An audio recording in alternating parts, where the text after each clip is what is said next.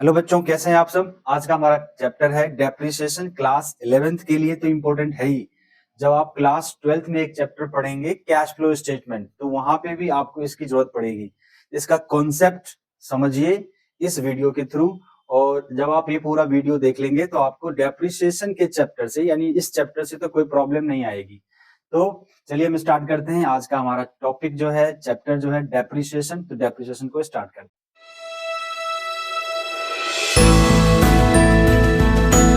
सबसे इंपॉर्टेंट बात कि डेप्रिसिएशन किस किस चीज पे लगता है। डेप्रिसिएशन हम कैलकुलेट क्यों करते हैं और डेप्रिसिएशन लगता किस पे है।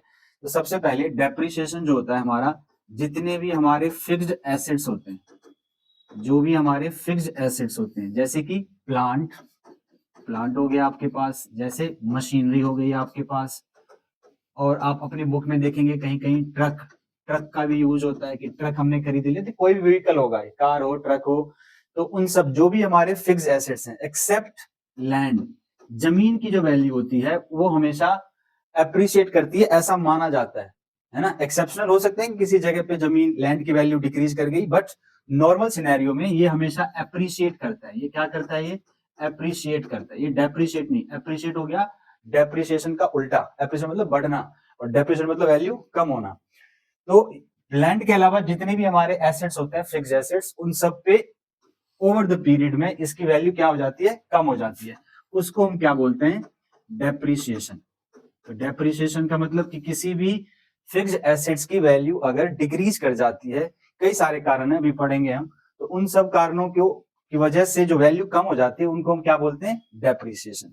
तो क्या क्या है डेप्रिसिएशन का मतलब? क्या है तो देखो, meaning of depreciation. Depreciation is the reduction, reduction मतलब डिक्रीज हो जाना, in the book value of assets.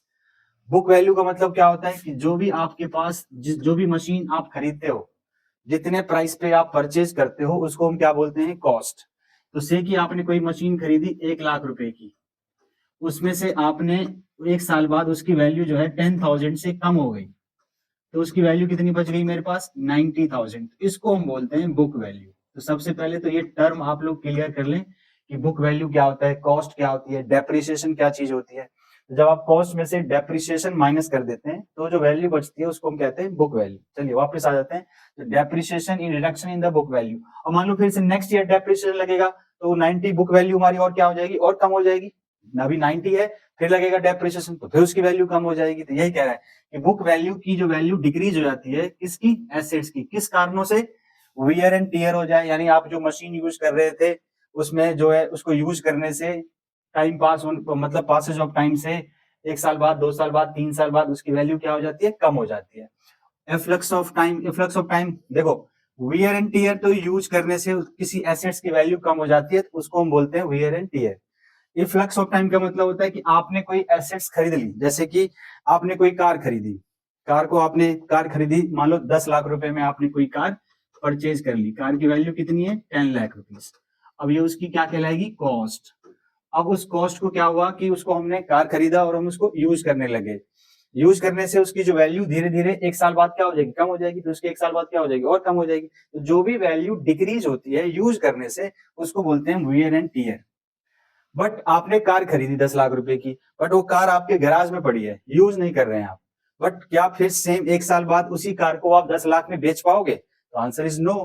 क्यों नहीं बेच पाएंगे? क्योंकि उसकी वैल्यू फिर कम हो जाती है। तो कह रहे हैं कि अगर आप यूज नहीं करते हैं, फिर भी गाड़ी आपके पास पड़ी है, कोई एसेट्स पड़ा है, कोई मशीन रखा हुआ है, तो उसको विदाउट यूज अगर उसकी वैल्यू कम हो रही है तो उसको क्या बोलते हैं? Efflux of time. नेक्स्ट आता है ऑब्सोलेंस। ऑब्सोलेंस का मतलब होता है loss of an assets value due to becoming outdated, inefficient और अनफैशनेबल।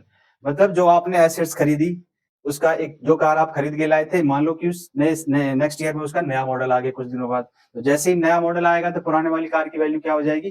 कम हो जाएगी। तो इसको बोलते हैं आउट ऑफ फैशन हो जाना, वो मॉडल चेंज हो गया। तो मशीन जो आज आई थी उसका कोई नया मॉडल आ जाएगा, तो मशीन की पुराने वाली मशीन की वैल्यू क्या हो जाएगी? कम हो जाएगी। कम हो जाएगी तो उसे उस मशीन की वैल्यू कम हो जाने को क्या बोलेंगे हम? डेप्रिसिएशन लग गया। तो ये कारण है हमारे पास।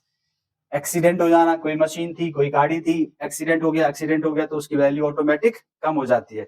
जैसे आज आप लोग मान लो कोई कार खरीदते हो और कार को 2-4 साल बाद उसको सेल करना चाहते हो, तो कार्स 24 को बुलाते हो। ऐसे बहुत सारे स्पिनी है, वो आते हैं आपकी गाड़ी की रिव्यू करके जाते हैं। और एक चेक करते हैं कि एक्सीडेंट तो नहीं है, वो अलग अलग मशीनें लाते हैं, टैप करते हैं कि रिपेंटेड तो नहीं है गाड़ी, तो ये सब चीजें चेक करके वो वैल्यू बता देते हैं। अगर गाड़ी आपकी पेंटेड है, गाड़ी आपका पहले एक्सीडेंट हो चुका है, तो आप उसकी वैल्यू क्या कर देंगे, वो कम कर देंगे। तो ये सारे कारण होते हैं हमारे डेप्रिसिएशन के। अब आता है next methods of charging depreciation. पहला है हमारा, ये तीनों की एक ही नाम, एक ही बात है, ओरिजिनल कॉस्ट मेथड बोल लो, स्ट्रेट लाइन मेथड बोल लो, फिक्स्ड इंस्टॉलमेंट मेथड बोल लो, और दूसरा जो है रिटर्न डाउन वैल्यू मेथड बोल लो, डिमिनिशिंग बैलेंस मेथड बोल लो, रिड्यूसिंग इंस्टॉलमेंट मेथड बोल लो। ये तीनों एक ही बात करेक्ट है, किसी भी नाम से आपके एग्जाम में क्वेश्चन में बोल दे सकते हैं, तो आपको पता होना चाहिए दोनों ये तीन एक जैसे हैं, ये तीनों का मतलब एक जैसा है। करेक्ट। दोनों में डिफरेंस क्या है वो देखो मेरे साथ साथ, दोनों में डिफरेंस देखो। अब पहला बताता हूं मैं ओरिजिनल कॉस्ट। ओरिजिनल कॉस्ट 3 साल का मैं एग्जांपल लेता हूं। आपने कोई मशीन खरीदी, कंपनी ने जो है कोई मशीन खरीदी जिसकी कॉस्ट थी 1 लाख रुपए, जिसकी कॉस्ट कितनी थी 1 लाख रुपए। अब एक रेट ऑफ डेप्रिसिएशन होता है कि हर साल जो वैल्यू कम होगी वो कितनी कम होगी, लेट्स से कि हम ले लेते हैं 10% पर एनम, इस मेथड में भी ले लेते हैं और इस मेथड में भी ले लेते हैं 10% पर एनम। करेक्ट। तो जब एक साल बाद इस मशीन की जो वैल्यू बचेगी, तो पूरे साल हमने यूज किया, यूज करने से एक 1 लाख का 10% कितना होता है 10,000 रुपीज, तो उसकी वैल्यू कितनी बच गई, जिसको हम क्या बोलते हैं बुक वैल्यू, कितनी बच गई मेरे पास 90,000। नेक्स्ट ईयर फिर से यूज किया हमने उस मशीन को, अब उस पे डेप्रिसिएशन किस पे लगाए, दो वैल्यू आ गई मेरे पास, एक बुक वैल्यू और एक आ गई कॉस्ट। तो अगर मैं कॉस्ट पे ही हर साल लगाता हूँ डेप्रिसिएशन, तो यानी फिर से 1 लाख का 10% कितना आएगा 10,000, फिर नेक्स्ट ईयर भी 1 लाख का 10% कितना आएगा 10,000। इसको बोलते हैं हम ओरिजिनल कॉस्ट मेथड, ये वाला मेथड। तो अगर हम कॉस्ट पे ही यानी उसकी ओरिजिनल प्राइस पे ही हर बार डेप्रिसिएशन लगाते हैं, तो उस मेथड को हम क्या बोलते हैं original cost method, straight line या fixed installment method. I hope कि समझ में आ गई बात। लेकिन जब आप उसकी नेक्स्ट ईयर सेकेंड ईयर की वैल्यू अगर 90 पे चार्ज करते हो तो कितना अमाउंट आएगा 9,000। तो इसकी यहाँ पे बुक वैल्यू कितनी बचेगी 90 माइनस 9,000 81,000।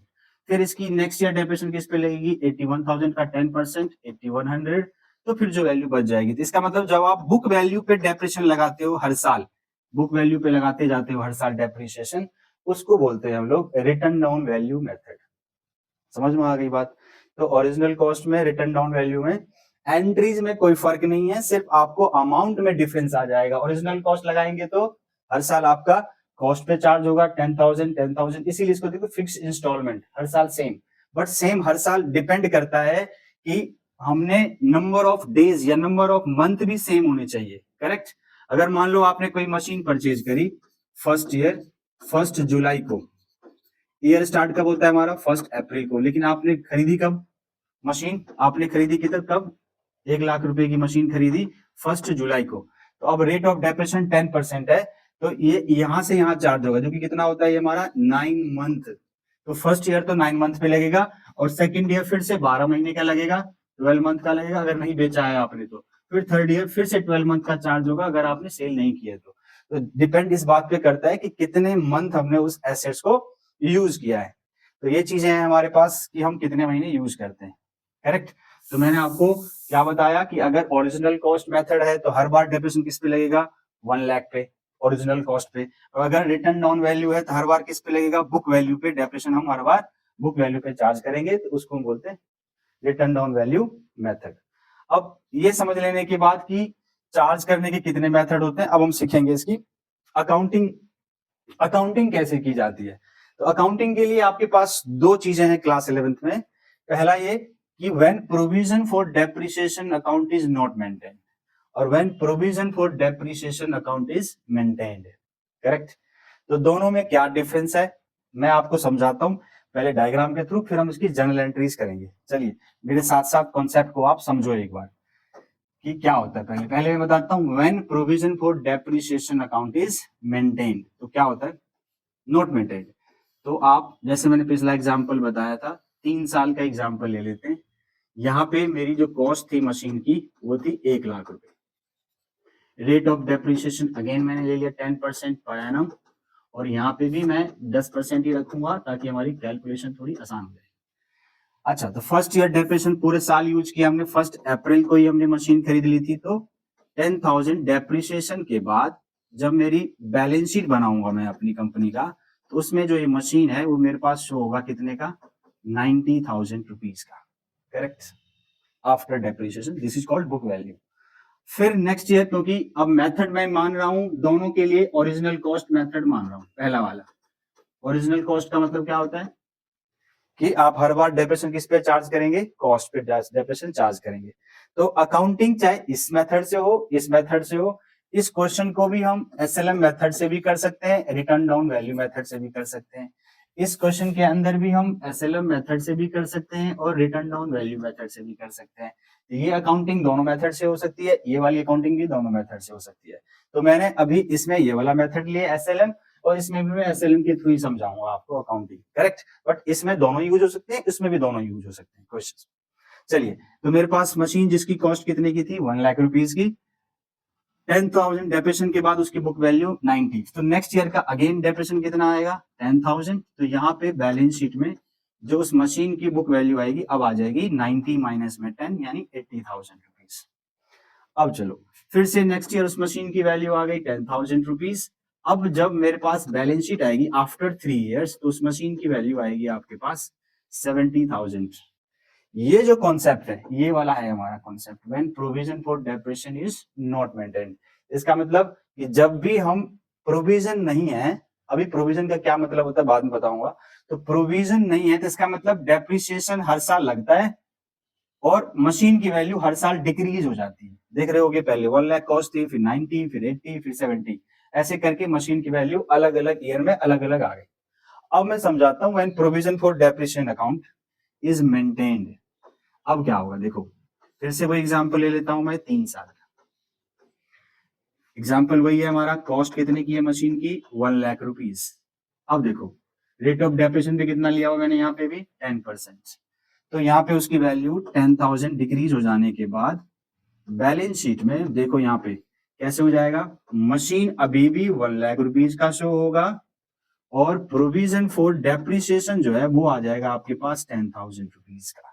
अलग अलग प्रोविजन लायबिलिटी हो जाती है, तो बैलेंस शीट के लायबिलिटी में या इसको एसेट्स में से भी डिक्रीज कर सकते हैं। तो फिलहाल के लिए लायबिलिटी मानते हैं, लायबिलिटी तो होता ही है, तो 10,000 लायबिलिटी साइड लिख दिया और 1 लाख अभी भी मशीन आफ्टर 1 ईयर डेप्रिसिएशन लगने के बाद भी मशीन मेरा कितने का शो हो रहा है, 1 लाख का। यहाँ देखो, वही मशीन 10,000 डेप्रिसिएशन लगने के बाद उसकी वैल्यू कितनी बची, अब कितने पे रिकॉर्ड किया मैंने, 90 पे 1 साल बाद, और यहाँ कितने पे रिकॉर्ड कर रहा हूँ, अभी भी 1 लाख पे। चलिए जी, नेक्स्ट ईयर फिर डेप्रिसिएशन कितना आया मेरे पास, 10,000। अब देखो 2 साल बाद मशीन की वैल्यू अभी भी रहेगी 1 लाख पे ही, बट प्रोविजन फॉर डेप्रिसिएशन जो है वो 10 पहले था, 10 और हो गया, तो ये वाला 10 प्लस ये 10 मिला के कितना हो गया, वो 20,000, 20,000 का मेरे पास डेप्रिसिएशन लग चुका है, करेक्ट। अब आप देखो थर्ड ईयर फिर से मेरे पास डेप्रिसिएशन कितना आया, 10,000।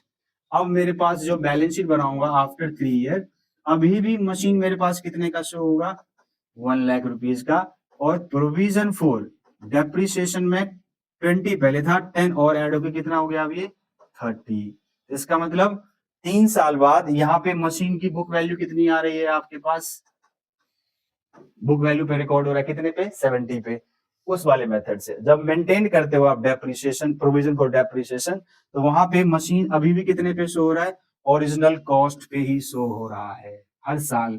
लेकिन डेप्रिसिएशन कितना लगता गया, सारा का सारा डेप्रिसिएशन जो है एक गुल्लक में इकट्ठा हो गया। पहले साल का 10,000 आया इसमें, फिर सेकेंड ईयर का 10,000 आया इसमें, फिर थर्ड ईयर का 10,000 आया इसमें। तो इसका मतलब टोटल जो प्रोविजन लग चुका है अभी इस 3 साल में एक मशीन पे कितना लग चुका, 30,000 का। तो इस वाले मेथड में समझ में आया पॉइंट कि यहाँ पे कॉस्ट पे ही शो करते हैं हर साल, ये भी कॉस्ट पे, ये भी कॉस्ट पे, ये भी कॉस्ट पे, ये तो कॉस्ट पे था ही, बट यहाँ पे किस पे रिकॉर्ड होता है, बुक वैल्यू पे, बुक वैल्यू पे, बुक वैल्यू पे। समझ में आ गई बात। अब सवाल ये उठता है कि सर ऐसा करती क्यों है कंपनी, बुक वैल्यू पे इस मेथड को ही रिकॉर्ड कर लो, इसको क्यों करती है। तो देखो, अकाउंटिंग का मतलब ये होता है कि लेमैन को भी समझ में आ जाए, जिसको नहीं पता वो ज्यादा से ज्यादा इंफॉर्मेटिव हो। इंफॉर्मेटिव सेकंड मेथड ज्यादा है। कैसे ज्यादा है? जब आप तीसरे साल की सिर्फ आपके पास बैलेंस शीट है, मान लो ये सारी इंफॉर्मेशन नहीं है, तो थर्ड ईयर की बैलेंस शीट जो है आपके पास, उसमें मशीन की सिर्फ क्या दिख रही है आपको? Book value. बट मुझे इसकी कॉस्ट पता करनी हो तो मुझे क्या करनी पड़ेगी? उस कंपनी की फर्स्ट ईयर 3 साल पहले की बैलेंस शीट चेक करनी पड़ेगी। वहां जाके मुझे पता चलेगा कि इस मशीन की वैल्यू कितनी है, 1 लाख रुपए। लेकिन अगर मैं इस वाले मेथड को फॉलो करता हूं और इस वाले मेथड को फॉलो करता हूं तो मुझे दोनों चीजें साफ साफ पता चल जाएगी। क्या? कॉस्ट कितनी है इस मशीन की, तो आपको कॉस्ट देखो आसानी से पता चल जाएगी। कॉस्ट कितने की है? 1 लाख रुपए की। अभी तक डेप्रिसिएशन कितना लग चुका? एक्यूमुलेट डेप्रिसिएशन या प्रोविजन फॉर डेप्रिसिएशन। एक्यूमुलेट मतलब होता है अब तक का टोटल इकट्ठा, या प्रोविजन फॉर डेप्रिसिएशन, दोनों एक ही बात है। तो इसके अंदर कितना अब तक डेप्रिसिएशन लग चुका है इस मशीन पे? 30। तो कोई मुझसे पूछे इसकी बुक वैल्यू बताओ तो मैं क्या करूंगा? कॉस्ट में से डेप्रिसिएशन माइनस कर दूंगा और बोलूंगा 70,000 रुपीज की मेरी बुक वैल्यू है। लेकिन लिखते अलग अलग तरीके से हैं, लेकिन बुक वैल्यू चाहे इस मेथड को फॉलो करूं चाहे इस वाले मेथड को फॉलो करूं, दोनों से बुक वैल्यू क्या आएगी मेरी? सेम आएगी। करेक्ट है ये बात? तो आपको ये समझना है कि प्रोविजन फॉर डेप्रिसिएशन अकाउंट के अंदर, प्रोविजन फॉर डेप्रिसिएशन जब कंपनी मेंटेन करती है तो हमेशा एसेट्स किस वैल्यू पे दिखता है? कॉस्ट पे। और जब आप मेंटेन नहीं करते, यानी वो गुल्लक वाला सिस्टम मेंटेन नहीं करते हो, जब गुल्लक को फॉलो नहीं करते हो, तो हर साल आप डेप्रिसिएशन कॉस्ट में से लेस करते जाते हो, फिर इसमें से इसको लेस करते हो, फिर ये आता है, इसमें से इसको लेस करते हो, फिर ये आता है। तो हर साल डेप्रिसिएशन से उसकी वैल्यू को क्या करते हैं? हम कम कर देते हैं। करेक्ट? चलिए जी, अब आपके लिए एक अकाउंटिंग बताते हैं। जर्नल एंट्रीज दोनों में थोड़ी थोड़ी चेंज हो जाती है, मेरे साथ साथ लिखो। पहला लिखो, when provision for depreciation account is not maintained, जब आप उसको मेंटेन नहीं करते तो क्या क्या जर्नल एंट्रीज होती है। कुछ जर्नल एंट्रीज दोनों मेथड में सेम रहेगी, अकाउंटिंग जो दो मेथड है कुछ में चेंज हो जाएगा। तो मैं ऐसा करता हूं, अगर आपने इसको समझना है तो आप स्क्रीनशॉट ले लो, फिर मैं इसी में आपको दोनों एंट्रीज करके समझा देता हूं। ठीक है? चलिए, अब मैं दोनों को आपको दोनों इसी में जर्नल एंट्री समझा दूंगा, तो ज्यादा आसानी से आप समझ पाएंगे। चलो जी, क्या है हमारे पास? दो मेथड क्या है? When provision for depreciation account is not maintained. आ जाओ, जब आप एसेट्स परचेज करेंगे, जब आप एसेट्स को परचेज करोगे, परचेज करते हैं, तो जो हमारी एंट्री होती है, दोनों केस में करा देता हूं मैं यहां से। एसेट्स खरीदोगे तो क्या एंट्री होगी? जैसे आपने मशीन खरीदी तो क्या एंट्री होगी यहाँ पे? Machinery account debit to bank account, ये होगी मशीन खरीदने की एंट्री। चाहे आप इस मेथड से खरीदें चाहे आप इस मेथड से खरीदें, यहाँ पे भी एंट्री क्या होगी? यही होगी, same, machinery account debit to bank. फिर जब आप इस पे ईयर एंड पे डेप्रिसिएशन चार्ज करेंगे, अब ये समझने वाली चीज है, ध्यान से देख लेना। डेप्रिसिएशन जब आप चार्ज करोगे इस मेथड में, तो इस मेथड में मैंने क्या बताया था कि डेप्रिसिएशन से मशीन की value immediately end of the year में कम हो जाती है। तो क्या एंट्री बनेगी इसकी? Depreciation accounted debit to machinery account. देखो, मशीन को हमने क्रेडिट कर दिया, क्रेडिट कर दिया मतलब इसको डिक्रीज कर दिया आपने, मशीन को इमीडिएटली डिक्रीज कर दिया, लेकिन वो सिस्टम यहाँ नहीं होगा। देखो यहाँ पे क्या होगा? सारी की सारी डेप्रिसिएशन कहाँ जाएंगी? एक गुल्लक के अंदर। गुल्लक का क्या नाम है? Provision for depreciation. तो देखो यहाँ पे क्या हो जाएगी? Depreciation accounted debit to provision for depreciation account, provision for depreciation account. यही है इसमें डिफरेंस, मेन जो डिफरेंस है। यहाँ पे मशीन की वैल्यू इमीडिएट कम होगी डेप्रिसिएशन चार्ज करते हुए, यहाँ पे मशीन का नाम ही नहीं आया, एसेट का नाम ही नहीं आया। तो कहाँ गया वो डेप्रिसिएशन किस में चला गया? इस गुल्लक में जाके जमा हो गया, इस गुल्लक में जाके पिगी बैंक में जाके जमा हो गया ये। ठीक, इस पिगी बैंक को फोड़ेंगे भी हम, मतलब गुल्लक को हम फोड़ के फिर उसको बुक वैल्यू पे भी लाएंगे। चलिए जी, बाद की बात है, अभी मैं सिखाऊंगा अभी कैसे। अब आता है कि डेप्रिसिएशन लग गया तो कंपनी इस डेप्रिसिएशन को अपने प्रॉफिट में से P&L में से राइट ऑफ भी करती है। खर्चा हुआ है, खर्चे को राइट ऑफ भी करना पड़ेगा, तो क्या एंट्री होगी? Statement of profit and loss debit. इसके आगे अकाउंट मत लगाना, क्योंकि P&L स्टेटमेंट लग गया तो अकाउंट नहीं लगेगा। Statement of P&L debit to depreciation. भाई हमने इस खर्चे को जो ऊपर डेबिट किया था, इसको हमने क्रेडिट करके राइट ऑफ कर लिया, प्रॉफिट में से कम कर लिया। यहाँ पे भी सिमिलर एंट्री होगी, सेम। यहाँ पे भी same, depreciation, statement of P&L account debit to depreciation. चलिए जी, और आगे चलते हैं। अब इसके बाद जब आप मशीन को सेल करते हो, सेल ऑफ एसेट्स, जब आप मशीन को बेचते हैं, जब आप मशीन को बेचते हो तो क्या एंट्री होगी? ऐसा आएगा, bank account debit to machinery. क्योंकि जब आप ये मेथड लगाते आ रहे होगे, ये वाला फर्स्ट, तो जो मशीन की वैल्यू होगी कॉस्ट पे होगी या बुक वैल्यू पे होगी? वो होगी बुक वैल्यू पे। क्यों? क्योंकि मैंने एग्जांपल बताया था, हर साल वैल्यू घटती जाएगी। 1 लाख, फिर उसके बाद 90, फिर 80, ऐसे करके 70, हर साल वैल्यू। तो बुक वैल्यू पे ऑलरेडी एसेट्स रिकॉर्ड हो रहा होगा।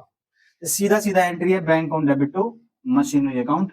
एसेट चला गया, पैसा आ गया, तो इस तरीके से हमारे बेचने की एंट्री होगी। लेकिन यहाँ देखना, यहाँ पे जब बेचेंगे तो पहले जो हमारी मशीन जो होगी अभी किस पे होगी? कॉस्ट पे होगी, इस वाले मेथड्स पे, या बुक वैल्यू पे होगी? वो होगी कॉस्ट पे। तो मुझे पहले उसको बुक वैल्यू पे लाना होगा। तो जब मैं बोला ना गुल्लक को फोड़ूंगा, देखो ये जो क्रेडिट किया था ना गुल्लक मैंने यहाँ पे, अब यहाँ पे क्या करूंगा? उसको डेबिट करूंगा। Provision for depreciation account debit to machinery. ये एंट्री हमें कब करनी है? ये वाली जब हम मशीन को क्या कर रहे होते हैं? सेल कर रहे होते हैं। और मान लो आप 3 साल बाद मशीन बेच रहे हो, जो हमने एग्जांपल लिया था पीछे 1 लाख रुपीस का, तो 3 साल में कितना डेप्रेशन लग गया? पहले साल 10,000, फिर 10,000, फिर 10,000, तो कितना लग गया डेप्रेशन टोटल 3 साल में? 30,000। तो ये जो एंट्री होगी वो होगी 30,000 से। अब तक कितना डेप्रेशन लग चुका है उस पे, उसकी एंट्री हमें ये करनी है। ये वाली इंपॉर्टेंट चीज समझ में आ गई कि provision for depreciation account debit to machinery, ये एंट्री किस अमाउंट से होगी? तो जब से वो मशीन हमने खरीदी है और जब तक हम बेच रहे हैं, जिस दिन बेच रहे हैं उस दिन का टोटल डेप्रिसिएशन से मुझे ये एंट्री करनी पड़ती है। ठीक है, total amount of depreciation from date of purchase to date of sale, उस सब का टोटल डेप्रिसिएशन से जो है मुझे ये एंट्री करनी होती है। तभी तो 1,30,000 है टोटल, तो 1 लाख के सामने 30 लिखूंगा तभी तो उसकी वैल्यू 70 पे रिकॉर्ड होगी। तो टोटल डेप्रिसिएशन से लगती है। और ये वाली एंट्री हर एक ईयर से, जैसे मैंने लगाया था 10,000 10,000, तो हर एक साल की जो ईच ईयर की जो डेप्रिसिएशन होगी उससे होगी ये each year depreciation during the year. हर एक साल जो डेप्रिसिएशन लगेगा वो ये लगेगा। और यहाँ पे कब होगा? जब हम बेचेंगे तब टोटल डेप्रिसिएशन उस मशीन पे जो लग के आएगा 10 10 10 करके 30,000, तो 30,000 की एंट्री होगी दोनों में। करेक्ट। अब ये आप बुक वैल्यू पे ले आए, पर बेचा भी नहीं है, बेचेंगे तो फिर से ये एंट्री जो है हमारी सेम हो जाएगी। इसके बाद क्या हो जाएगी? Bank account debit to machinery. तो इस वाले मेथड में हमें ये एक एंट्री एडिशनल करनी होती है। ये वाली एंट्री एडिशनल करनी होती है। क्यों करनी होती है? ताकि हम उसको किस पे ले आए? बुक वैल्यू पे रिकॉर्ड कर ले। इसमें नहीं करनी होती। इसमें क्यों नहीं करनी होती? क्योंकि ये एसेट्स इसमें ऑलरेडी बुक वैल्यू पे रिकॉर्ड हो रहा होता है। पहले 1 लाख, फिर 90, फिर 80, फिर 70, ऐसे करके हर साल बुक वैल्यू पे रिकॉर्ड होता है। और ये कॉस्ट पे होता है एसेट्स, तो उसको पहले बुक वैल्यू पे लाओगे तभी तो कंपैरिजन करोगे आप बेच रहे हो प्रॉफिट आया या लॉस। तो अब एक एंट्री और करनी है हमको कि अगर लॉस हो तो क्या करनी है या प्रॉफिट हो तो क्या। तो प्रॉफिट की एंट्री हम बता देते हैं आपको कि अगर प्रॉफिट हुआ यानी गेन ऑन सेल हो गया, gain on sale of assets हो गया, तो gain on sale of assets हो गया तो आपके पास मशीनरी अकाउंट डेबिट टू क्या होगा? टू होगा profit and statement of P&L। यहाँ पे आ जाएगा क्रेडिट में आ जाएगा प्रॉफिट एंड लॉस अकाउंट या स्टेटमेंट ऑफ P&L। और इसमें भी बेचोगे तो सेम एंट्री होगी, गेन की सेम एंट्री हो जाएगी, क्या होगी, machinery account debit to profit and loss account या statement of P and L. और अगर लॉस हो गया तो loss on sale of assets हो गया। अगर आपको मशीन पे बेचने पे लॉस हो गया तो लॉस के केस में क्या करेंगे आप, इसको statement of P and L को डेबिट करेंगे और टू में हो जाएगा, रिवर्स एंट्री हो जाएगी मशीनरी की, जो गेन की होती है उसकी रिवर्स एंट्री हो जाएगी, यहाँ पे भी और यहाँ पे भी सेम। देखो कुल मिला के दोनों ही मेथड में हमारे पास एंट्री सेम है, बस बदली कौन सी एंट्री है, at the time of sale. एक तो डेप्रिसिएशन की एंट्री को ध्यान रखना होता है कि इसमें क्या होता है, डेप्रिसिएशन टू मशीनरी, और वहां क्या होता है, depreciation account debit to provision for depreciation. यहाँ पे क्या एंट्री होती है, देखो बाकी सेम है। फिर यहाँ पे बेचते समय डायरेक्ट बेच देते हैं, बट उससे पहले यहाँ पे क्या करते हैं, पहले उसको बुक वैल्यू पे लाते हैं, फिर बेचते हैं, फिर बेच के प्रॉफिट हुआ या लॉस हुआ, ऐसे हम उसको रिकॉर्ड करते हैं। अब देखो प्रॉब्लम यहां तक समझ में आ गई। अब आपको क्या ध्यान रखना है कि सर अगर मुझे इस मेथड का लेजर बनाना है तो कैसे बनाएंगे। देखो मैं आपको लेजर भी सिखा देता हूँ कि अगर आप लेजर बनाएंगे तो कैसे बनाएंगे। फिलहाल हमारे पास ये मेथड है, यहाँ बनाएंगे मशीनरी अकाउंट, ये हो गई आपकी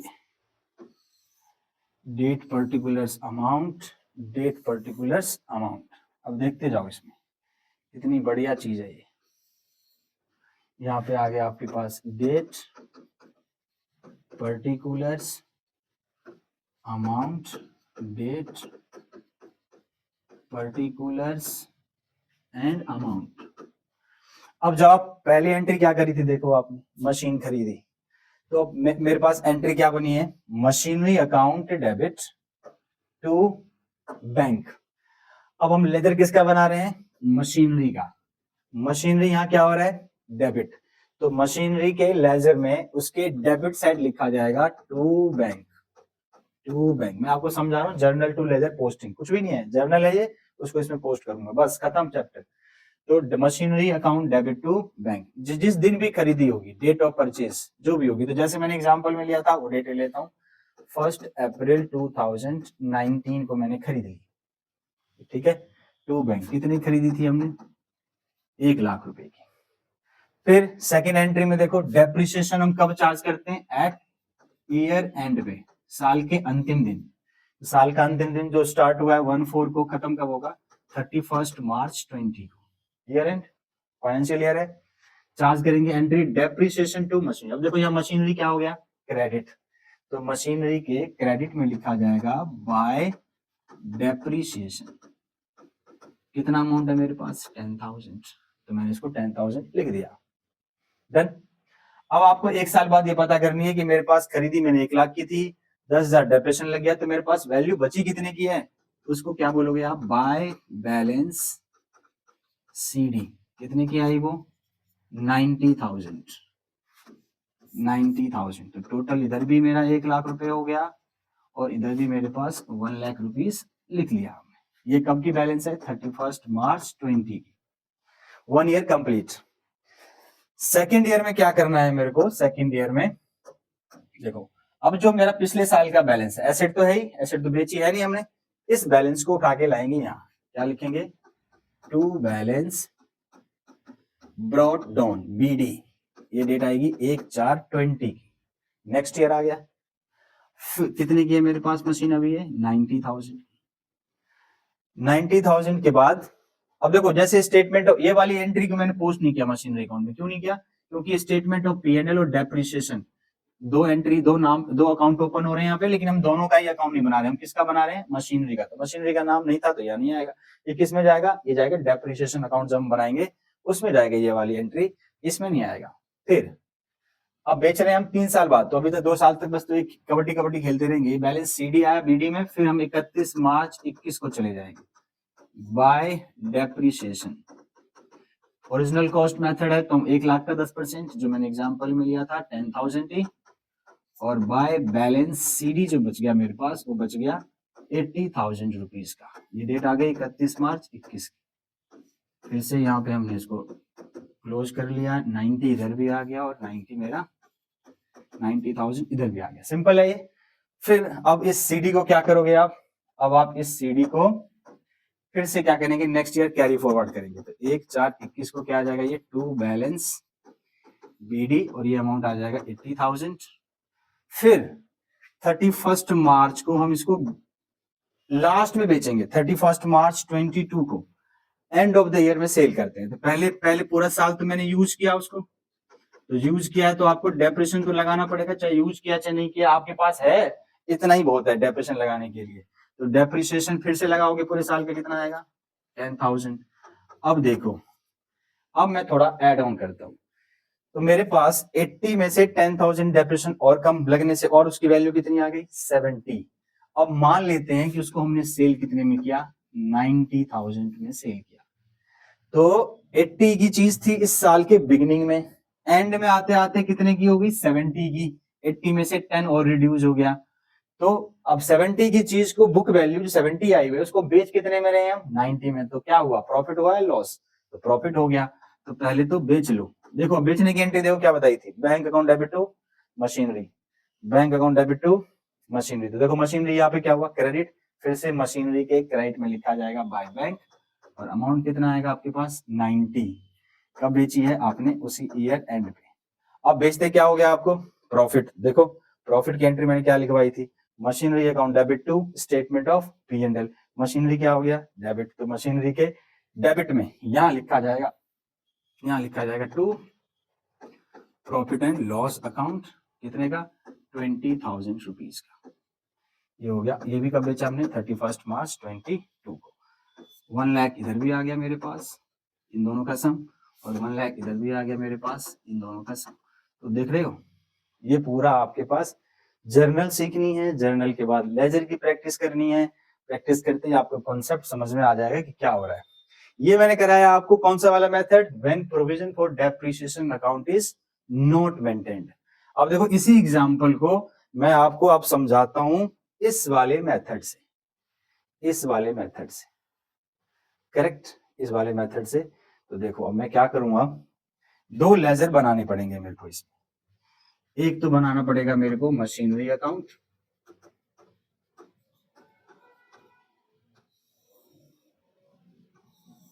मैं बड़ा सा बना लेता हूं, आप लोग भी देख लीजिए फटाफट से फॉर्मेट में बना लो इसको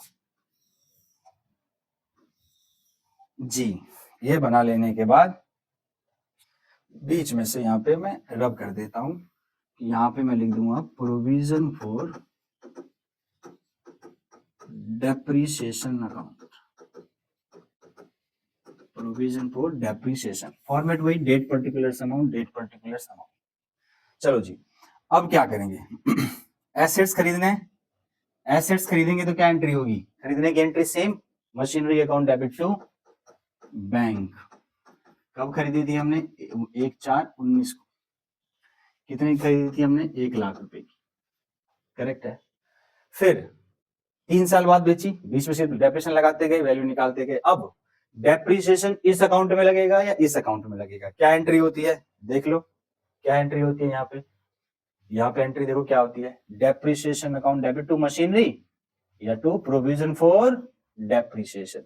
तो मशीनरी का तो नाम ही नहीं आया इस एंट्री से, तो मशीनरी अकाउंट में जाएगा ही नहीं, कहां जाएगा प्रोविजन फॉर डेप्रिसिएशन अकाउंट में। लेकिन प्रोविजन फॉर डेप्रिसिएशन क्या हो रहा है यहाँ पे क्रेडिट, तो उसके क्रेडिट में लिखेंगे हम बाय डेप्रिसिएशन, और अमाउंट वही, अमाउंट तो दोनों ही मेथड में फर्स्ट ईयर का 10,000 ही आएगा। कब डेट होगी, कब लगाते हैं डेप्रिसिएशन, साल शुरू हुआ था 19 में, एंड कब होगा मेरा 20 में, तो बाय डेप्रिसिएशन खत्म। अब आपको इस एंट्री में कुछ करना ही नहीं, तो यहाँ पे मेरे पास 1 लाख ही आ गया, और फिर इस मशीन की वैल्यू मेरे पास ईयर एंड पे कितने की रहेगी, उतने की रहेगी, बाय बैलेंस सीडी कितने का रहेगा, जितने की हमने खरीदी थी, क्योंकि डेप्रिसिएशन तो यहाँ लगा ही नहीं है, डेप्रिसिएशन कहाँ लगा इस गुल्लक में यहाँ पे। तो मुझे बताओ डेप्रिसिएशन में 1 साल बाद कितना गुल्लक में जमा हो गया, कितने की बैलेंस बची हुई है इसके अंदर, अभी तो फर्स्ट ईयर है, तो फर्स्ट ईयर का तो सेम ही आएगा, जितना लगाया उतना ही गुल्लक में होगा। डेट क्या होगी 31 मार्च 20। तो देखो ऐसे यहाँ पे 1 साल कंप्लीट हो गया दोनों लेजर में। नेक्स्ट ईयर चलते हैं, अब नेक्स्ट ईयर देखो, इसका सीडी इधर है, तो इसका बीडी कहाँ बनाओगे, इधर बनाओगे, किस नाम से टू बैलेंस ब्रॉट डाउन, कितने का लिखोगे 1 लाख रुपीज का, क्या डेट लिखोगे 1/4/20 नेक्स्ट ईयर। अच्छा इसका CD इधर है तो इसका BD किधर बनेगा, इधर बनेगा। बाय बैलेंस BD कितना है मेरे पास 10,000 और डेट कब की है 1 अप्रैल 20 नेक्स्ट ईयर में एंट्री कर गए। नेक्स्ट ईयर में इस अकाउंट में भी इस अकाउंट में भी। अब इस साल फिर से डेप्रिसिएशन चार्ज करना है तो डेप्रिसिएशन तो यहाँ लगेगा नहीं, यहाँ कहाँ लगेगा, यहाँ पे लगेगा। तो बाय डेप्रिसिएशन सेकेंड ईयर में कितना लगना है इसने 10,000 ही। तो 10,000 लगने के बाद दो कब लगेगा ये 31 मार्च 21 को ईयर एंड पे। अब बताओ 2 साल बाद मेरे पास गुल्लक में कितना जमा हो गया डेप्रिसिएशन 20,000 रुपए 31 मार्च 21 को 20,000 हो गया। इसमें कोई इम्पैक्ट ही नहीं पड़ा, अभी भी 1 लाख का ही है। फिर से बैलेंस CD कितना लिखूंगा मैं, जब तक कि हम कोई नई मशीन हम खरीद नहीं रहे हैं या बेच नहीं रहे हैं तब तक ये सेम चलता रहेगा 31 मार्च 21। देखो 2 साल कंप्लीट हो गए दोनों मेथड। अब हम थर्ड ईयर में एंटर करते हैं तो थर्ड ईयर में एंटर करेंगे तो देखो इसका CD इधर है, इसका BD किधर आएगा, इधर आएगा। टू बैलेंस BD 1 लाख रुपए कब आएगा ये 1/4/21 को, यहाँ एंटर कर गए। इसका CD इधर है तो इसका BD इधर आएगा। बाय बैलेंस BD कितना आएगा 20,000 रुपीज। अब तक हम लगा चुके हैं इस पे तो 20,000 आएगा 1 अप्रैल 21। सिंपल है, मुश्किल है ही नहीं भैया, मुश्किल है ही नहीं। अब आगे 20,000। अब क्या किया, इसी साल हम बेच रहे हैं लेकिन पूरा साल हमने यूज तो किया है पहले, तो उसका डेप्रिसिएशन लगाओ पहले इस ईयर का भी, तीसरे साल का कितना आएगा, फिर से आएगा आपके पास 10,000 रुपए। करेक्ट, कब लगाया आपने एंड में 31 मार्च 2020 को, तो डेप्रिसिएशन लगे फिर से 10,000। अब देखो बेचेंगे, देखो बेचने की एंट्री तो यही होगी पहले, लेकिन पहले हमको क्या एंट्री करनी है बेचने से पहले, जो मैंने ये सर्कल करी थी, क्या थी एंट्री, क्या है एंट्री, देखो provision for depreciation account debit to machinery. अब हम दोनों का ही अकाउंट बना रहे हैं इस बार। देखो ये प्रोविजन का अकाउंट है और ये मशीनरी का अकाउंट है और दोनों का ही नाम आ रहा है यहाँ पे। इसका मतलब ये 30,000 जो है अब तक वो दोनों ही अकाउंट में जाएगा। और किधर जाएगा आप मेरे से बेहतर जानते हो क्योंकि पता चल गया। प्रोविजन का अकाउंट बना रहे तो प्रोविजन के डेबिट में लिखा जाएगा यहाँ पे, किस नाम से आएगा, टू मशीनरी। और क्या बोला था मैंने, total amount of depreciation from date of purchase to date of sale. तो टोटल कितना लग चुका, देखो इस साल की शुरुआत में कितना था मेरे पास 20, 10 और हो गए तो कितने लग गए मेरे पास 30,000। फिर इसी एंट्री को आप जब इस अकाउंट में पोस्ट करोगे तो यहाँ पे 31 मार्च 22 को किस नाम से आएगा, बाय प्रोविजन फॉर डेप्रिसिएशन के नाम से आएगा। कितना आएगा 30 है तो यहाँ पे 30 आएगा टोटल। अब इस अकाउंट में और कोई मशीन थी नहीं, होती तो और डेप्रिसिएशन लगा देते, बैलेंस बच जाता कुछ, बस एक ही मशीन था, यहाँ से यहाँ लेके चलेंगे। अब देखो 1 लाख यहाँ है तो इसके सामने 30 है तो ऑटोमेटिक पता है इसकी बुक वैल्यू कितनी आएगी 70,000। अब बेच कितने में रहे थे, पिछला वाला कितने बेचा था हमने 90 में, तो देखो बेचना भी इधर ही है बाय बैंक, जैसे हमने पहले बेची थी, कितने बेच दिया 90,000। तो प्रॉफिट कितने का हो गया 20 का, तो प्रॉफिट किधर आएगा, इधर आएगा, कितने का 20,000। ये है हमारी दो मेथड्स, आपको समझने के लिए स्क्रीनशॉट लेना इसका ले सकते हो आप। एक ये वाला मेथड प्रोविजन के साथ कैसे करते हैं हम, और हम बिना प्रोविजन के साथ हम इसको कैसे करते हैं। तो आई होप कि ये बात आपको समझ में आ गई होगी कैसे करना है ये वाले मेथड से क्वेश्चंस। सबसे इंपॉर्टेंट चीज जो मैं मानता हूं ये है, ये जर्नल आप सीख जाएंगे तो लेजर तो यार बाएं हाथ का खेल है। करेक्ट, समझ में आ गई बात, इस पे प्रैक्टिस करना है आपने, यही है। एसेट डिस्पोजल अगर आपके सिलेबस में है तो मुझे कमेंट बॉक्स में मैसेज कर देना तो मैं करा दूंगा, अदरवाइज इतने पे हम रुकेंगे, मशीनरी और प्रोविजन पे इसी पे रुकेंगे। आई होप कि आपको समझ में आया होगा। Thank you and bye bye.